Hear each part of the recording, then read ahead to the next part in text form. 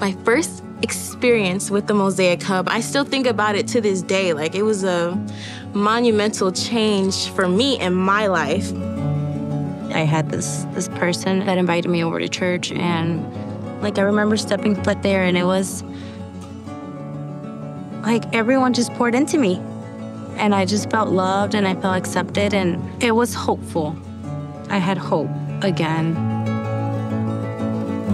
I rely so heavily on this community here at the Hub because they did something for me that I don't even think I could do for myself. So.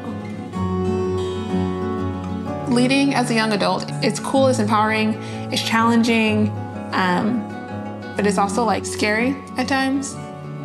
I think as a lot of young adults, sometimes you feel like there's just this like skepticism that comes with it. It's like they're letting me lead, but they think I'm gonna fail.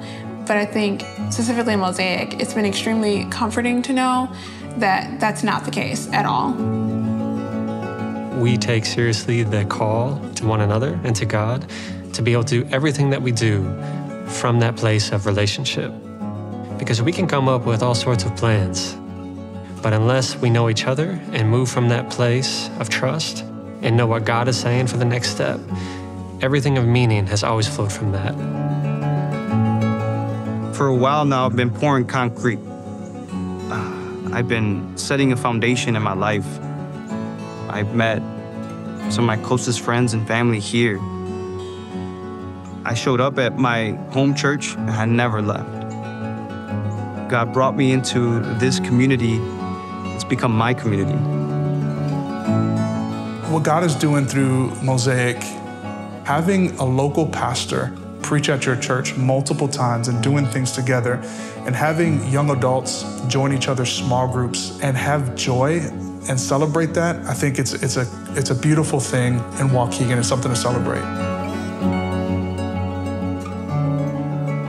The end goal is not the goal, but the journey itself.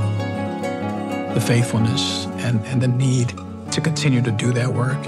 And if we don't do it, we can't expect that someone else will do it. Like, no one else is going to step in here and do the work that God has called us to do.